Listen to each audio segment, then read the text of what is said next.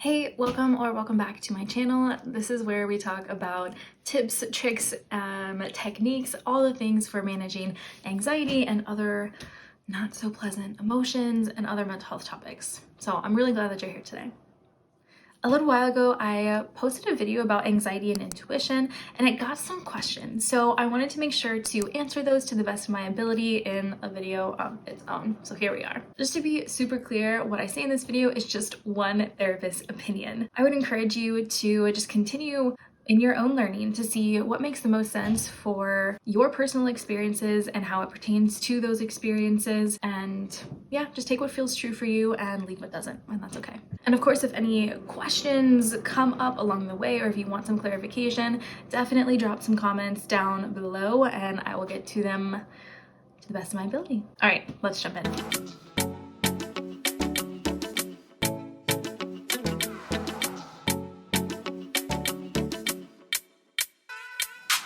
Okay, so the first question basically asked, how do you tell the difference between anxiety and intuition with past situations? So I will start this one off by saying that memory is definitely not a perfect system. So it can be challenging to look back on these memories, on these experiences, and know for sure what actually happened. One, because we have our own perspective, others in our lives have their own perspective, and that's gonna skew the memory that we each have, even of the same experience. Not only that, but the emotions that we had at the time of the experience also color the memory itself. So for instance, if we were at a social gathering and if we were really anxious during that social gathering, we might remember that in a very fearful or even dangerous way, even if there wasn't anything really dangerous to be had in that gathering or event itself. This is because our body is really good at capturing our emotional experiences and using our emotions as data for making sense of our world, our interactions,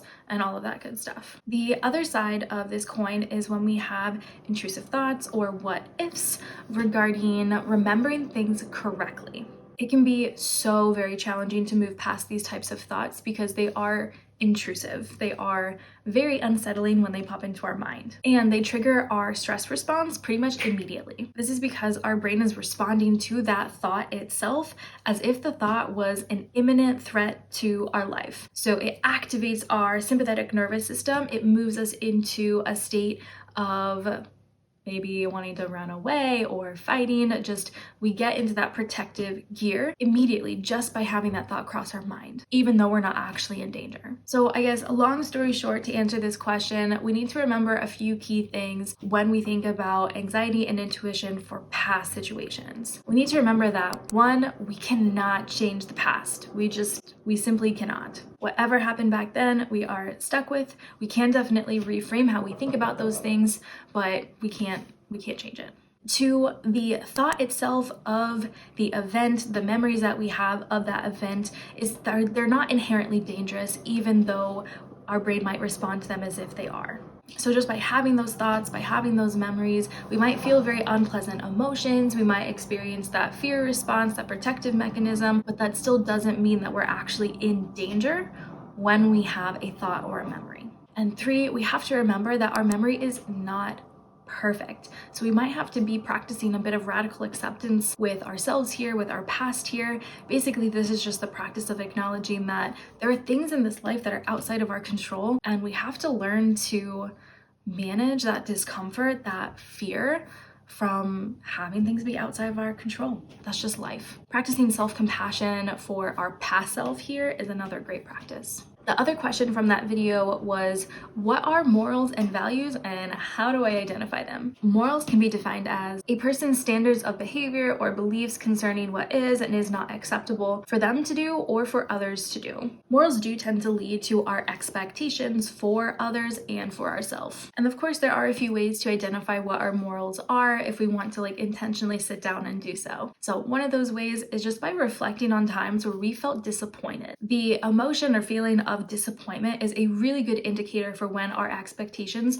were not met. So looking back on those experiences where we did feel disappointment can just be a good starting point, I suppose, for understanding what those triggers are and maybe what those expectations are. And that can lead us back to what our morals are. Another way to uncover or identify what some of your morals are is engaging in therapy. Therapy is a great outlet, a great place to process our experiences throughout our life, and therefore we can start to uncover what our schemas are, which is basically just our belief system, how we view the world, how we think that it works or how it should work. So starting to process what those beliefs are and uncovering what those mean for our lives today can be another good starting point for just understanding what our morals are. Now, values, on the other hand, are the things that you believe are important in the way you live, work, and interact with others. It is super common for our values to kind of fuel the priorities that we have for our life. And honestly, a lot of the time that we start feeling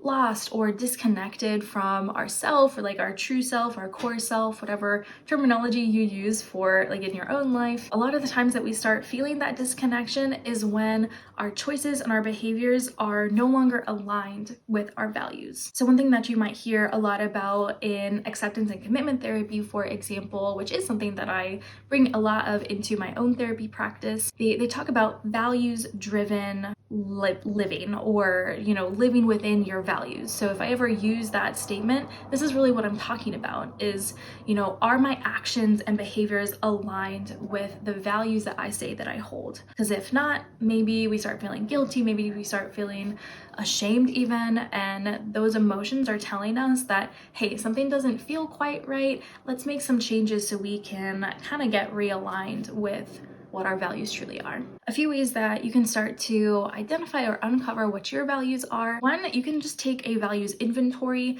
I will try to find an updated version of one and I'll just link it in the description below. So make sure to check that out. I'll try my best to get a link for you. The other way that you can do this is to process your experiences where you felt disrespected. Feeling disrespected can just let us know that our values have been challenged or maybe even dismissed by others or by ourselves. For example, if we feel disrespected when a friend or a colleague or even a family member gossips about us behind our back, then it's likely that we value privacy. Okay, hopefully I answered those questions well enough for you guys, but again, if you do have questions or if you want some clarifications, feel free to drop some comments down below and I will get working on them as soon as I can. Take care, and I will see you in my next video.